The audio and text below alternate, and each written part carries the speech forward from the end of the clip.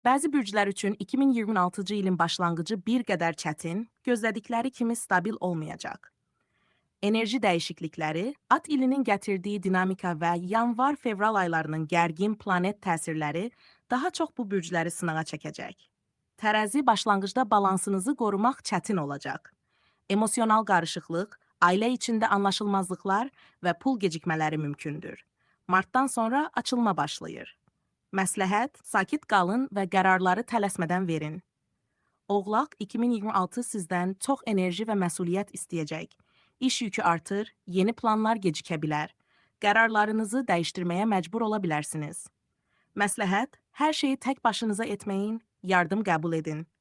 Balıq, qarşıdakı ilin ilk aylarında emosional dalğalanmalar mümkündür. Ətrafınızdakı insanların dəyişən davranışları sizi çaşdıra bilər. Məsləhət, özünüzə qarşı daha şəfqətli olun. Gözləntilərinizi azaldın.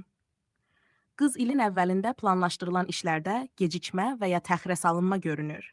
Maliyyə qərarlarında ehtiyatlı olmaq gərəkəcək. Məsləhət, detalları 2 dəfə yoxlayın və risk etməyin. Dolça yanvar-fevral arasında yorğunluq və enerji düşüşü ola bilər. Gözlənilməyən xərclər çıxa bilər. Məsləhət, büdcənizi yanvardan əvvəl tam planlaşdırın. Əgər